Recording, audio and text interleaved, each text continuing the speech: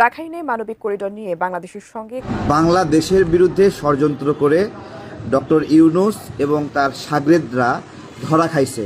মিয়ানমারের রাখাইন রাজ্যে করিডোর দেয়া নিয়ে উদ্বিগ্ন বাংলাদেশের সেনাবাহিনীর ঊর্ধ্বতন কর্মকর্তারা করিডোর না দেওয়ার পক্ষে স্পষ্ট ও ঐক্যবদ্ধ অবস্থান নিয়েছে। তাদের যুক্তি হলো, এ ধরনের করিডোর দিলে ভূরাজনৈতিক প্রেক্ষাপটে প্রক্সি যুদ্ধে জড়িয়ে যেতে পারে বাংলাদেশের ও বাংলাদেশের বাইরের একাধিক সংবাদ মাধ্যমে এমন তথ্য প্রকাশিত হয়েছে। মানবিক করিডোর দিছে বাংলাদেশে, আর কাজ নদী শুরু হয়ে গেছে। মানবিক করিডোর দিয়ে দিছে। এই অধম যে হইচই করতেছে বছরের পর বছর, স্পষ্ট বলে দিচ্ছি, পাটা পুতার ডলায় এই গরিব মানুষগুলো বোমা আর বুলেটে ঝাঁচরা হবে তাদের সিনা।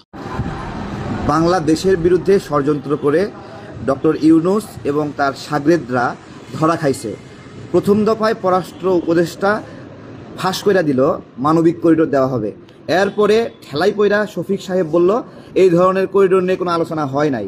এরপরে খলিল সাহেব এসে বলল এই ধরনের করিডোর দেওয়া হবে না। এরপরে ডক্টর ইউনূস নিজেই ইঙ্গিত দিয়ে বলল একটা ত্রাণ চ্যানেল করা হবে। পরবর্তীতে খলিল সাহেব আবার বলল যে একটা ত্রাণ চ্যানেল করা হবে। এখন ত্রাণ চ্যানেল হবে এটা না মিসাইল চ্যানেল হবে সেটা পরের বিষয়। এই যে দফায় দফায় এক একজন মিথ্যা কথা বলল, এর জবাব কোন বাপের বেটা দেবে? তাই না? আমরা শেখ হাসিনার সময়ে বলছিলাম শেখ হাসিনা খাইছে ধরা, আওয়াল চোরা খাইছে ধরা। এটা আমি হিম্মত নিয়ে বলছিলাম। নির্বাচনের ওই দিনে কারো কথা বলার মুখ দিয়ে শব্দ বের হচ্ছিল না। ওই সময় ডক্টর ইউনূসও বাংলাদেশের পক্ষে অবস্থান নিয়ে বলে নাই ভোটাধিকারের প্রয়োজন আছে। আমরা যখন গুম খুনের শিকার হচ্ছিলাম তখনও ডক্টর ইউনূস কোনোদিন স্ট্যান্ড নেয়নি, তখন আমাদেরকেই কথা বলতে হয়েছে। আজকে সার্বভৌমত্বের বিষয়ে আমরা যখন কথা বলছি তো এনজিওর দালাল কিস্তি তোলা লোকগুলো এখানে এসে আমাদেরকে গালিগালাজ করছে।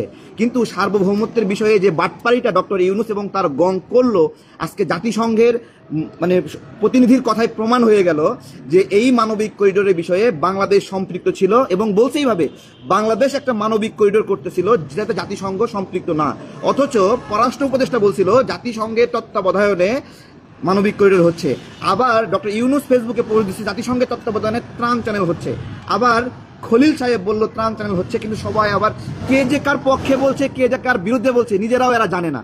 এই যে সার্বভৌমত্বের ইস্যুতে একটা মিথ্যাচারিতা, জোচ্চুরি এবং বাটপারি ডক্টর ইউনূস এবং তার গংরা করলো, এই যে সার্বভৌমত্বের বিষয়ে লুকোচুরি, ডক্টর ইউনূসকে যখন আমরা ওই যে ফরেন অ্যাফেয়ার্স একাডেমি থেকে জিজ্ঞাসা করলাম, একটা একটা করে রাজনৈতিক দলগুলো আমরা জিজ্ঞাসা করলাম যে মানবিক করিডোর, ত্রাণ চ্যানেল এই বিষয়ে আপডেট কি, উনি খিচমাইরা করে শুনতেছে, কথা কয় না।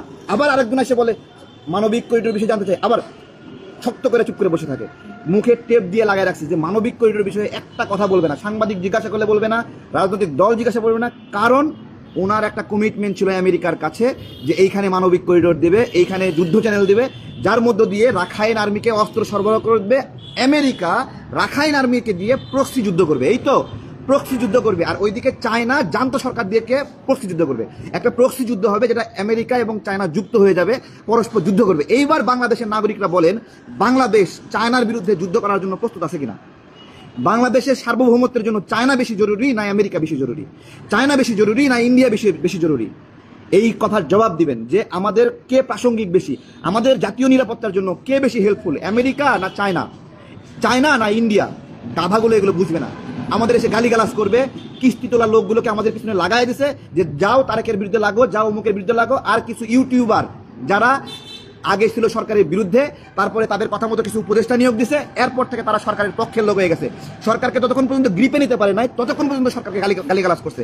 যেই আসিফ মাহমুদ ফ্রান্সে গিয়ে মিটিং করছে তারপর থেকে বদলে গেছে, তার কথা মতো বিভিন্ন উপদেষ্টা নিয়োগ হয়েছে, এখন সে সরকারের পক্ষের লোক, সরকারের পক্ষে অ্যাডভোকেসি করছে। কিন্তু সার্বভৌমত্বের যে সংকট, এটা তো বুঝতে হবে। আমরা কথা বললে বলতেছে ভারতের দালাল, আরে গাধা, আমেরিকার ইন্ডিয়া আলাদা জিনিস নাকি? এই যে বড় একটা ভৌগোলিক অবস্থান ইন্ডিয়ার, এবং এইখানে আমেরিকা এবং ইন্ডিয়ার যে চুক্তিবদ্ধ যৌথভাবে কাজ করছে, আমেরিকা বাপের জন্মে ইন্ডিয়ার বিরুদ্ধে যাবে নাকি? হ্যাঁ, আমেরিকা এখানে চায়নাকে বিট দিতে চাই ইন্ডিয়ার ঘাড়ে পা দিয়ে, তাই না? সেই ইন্ডিয়ার বিরুদ্ধে যাইয়া বাংলাদেশের পক্ষ নিয়ে কিছু গাধা গরু তারা মনে করে যে এখন থেকে আমেরিকা আমাদের বাপ। আমেরিকাকে বাপ মনে কইরা অনেক চেলা চামুন্ডা দালালগুলো আছে, তারা এসে আমাদেরকে ধরে। ওরা মনে করে আমেরিকা তাদেরকে বৈশ্বিক শক্তি বানায় ফেলবে। আরে গাধা, ইন্ডিয়া ছাড়া বাংলাদেশের হাত ধরবে?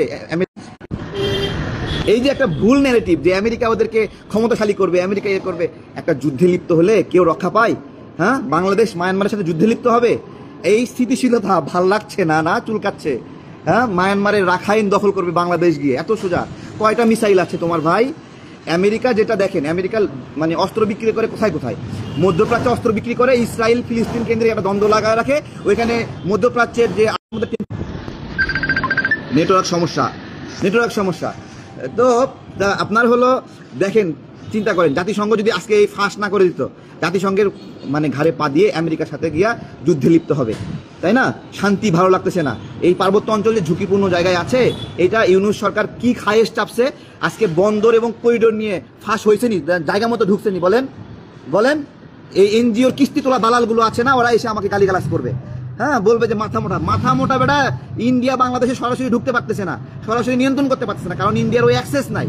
এখন যারা আমরা আগ্রাসন বিরোধী লড়াইয়ের যোদ্ধা, আমাদেরকে বানাইছে দালাল, ঠিক আছে? আর ওরা হলো ভালো, একটা করে ধরে বলছে তুই দালাল, বেটা তোরা কারা?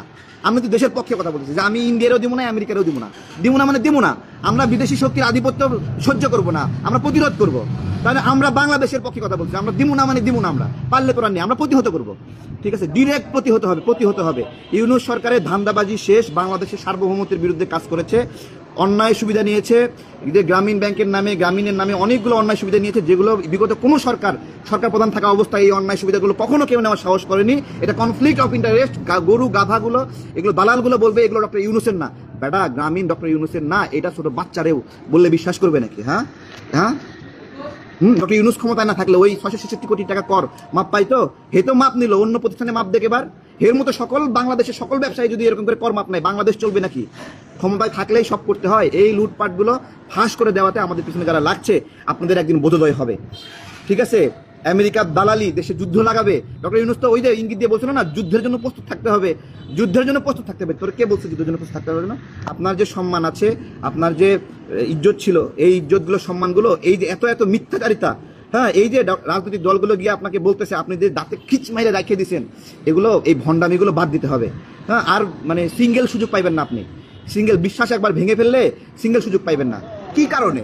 মানে যারা ডক্টর ইউনূসের পূজা করছেন, কি কারণে পূজা করছেন বলেন? কি কারণে দালালি করছেন? তার এই বাংলাদেশের অবদান কি? গত 15 বছরে বাংলাদেশের পক্ষে কোনো স্টেটমেন্ট দিয়েছে? গুম খুনের বিরুদ্ধে কোনো স্টেটমেন্ট দিয়েছে? গণতন্ত্রের জন্য কোনো স্টেটমেন্ট দিয়েছে? বলেন, এই গণ অভ্যুত্থানে তার সংগঠন গ্রামীণ ব্যাংক, তাদের 2 পয়সার কোনো অবদান রয়েছে? তারা আন্দোলন সংগ্রামে অংশগ্রহণ করেছে? কেউ বলতে পারবে না? আইসা সবাই প্রশংসা করে। আমরা সার্বভৌমত্বের সংকটের নিয়ে প্রশ্ন তুলি, কথা বলি, আমাদেরকে এসে গালিগালাজ করে। ঠিক আছে, করতে থাকো, আমরাও আছি, দেখা যাক কে কার কতটুকু শক্তি, কার কতটুকু শক্তি। আমরা ছাড়ছি না এত সহজে, ছেড়ে দেবো না, কথা বলিনি, ছেড়ে দেবো না। যে চিটিংবাজিগুলো করা হয়েছে, এক একজন উপদেষ্টাকে দিয়ে এই করিডোর নিয়ে মিথ্যা কথা বলা হয়েছে, বাটপারি করা হয়েছে, হ্যাঁ, ধোঁকাবাজি করা হয়েছে জনগণের সঙ্গে। যুদ্ধের জন্য প্রস্তুত থাকতে হবে না? যুদ্ধের জন্য প্রস্তুত থাকতে হবে। দুটো মিসাইল আসেনি, দুটো মিসাইল আছে, দুটো মিসাইল কি দিয়ে যুদ্ধ করবা তুমি? হ্যাঁ, কেন যুদ্ধ করতে হবে মায়ানমারের সঙ্গে? আমাকে কেন যুদ্ধ করতে হবে? ওই যে দেখেন, এর আগেই ফাঁস করে দিয়েছে, ওই যে রাখাইন থেকে একটা চিঠি দিয়েছে ডক্টর ইউনূসকে কেন্দ্র করে। ওই চিঠিতে তো আপনারা অনেকে পাইছেন, অনেকে পানি, সেখানে লেখা আছে এইভাবে আমাদেরকে সহযোগিতা করেন। তাহলে এই লুকাচুরিগুলো কেন? হ্যাঁ, রাখাইন ওরা আমাদের বন্ধু না মায়ানমার জানতে আমাদের বন্ধু? রোহিঙ্গা নিপীড়নের সময় 2টা সমানভাবে বাংলাদেশের রোহিঙ্গা ঠেলে দিছে না? এখন রাখাইন ওরা ওই যে আরকাডারবি রোহিঙ্গাদেরকে ঠেলে দিচ্ছে না? কেন দিল? 1,13,000 রোহিঙ্গা কেন ঢুকাইলো? প্রতিদিন 4,000-5,000 করে রোহিঙ্গা কেন ঢুকাচ্ছে? কেউ জবাব দিতে পারবে? কারো কাছে জবাব আছে? কেন ঢুকাইলো? রাখাইন আর্মি বন্ধু কেন ঢুকাচ্ছে এগুলা? আর যে প্রশস্ত উন্মুক্ত অঞ্চল রাখাইন, এটা স্বাধীন হওয়ার মতো একটা ভূখণ্ড। হ্যাঁ, এখানে আলাদাভাবে যুদ্ধে লিপ্ত হয়ে যাবে চায়নার বিরুদ্ধে। বাংলাদেশ চায়নার বিরুদ্ধে অবস্থান নেবে? চায়না বাংলাদেশের শত্রু ছিল কোনো সময়? দালালগুলো আসছে, কিস্তির দালাল।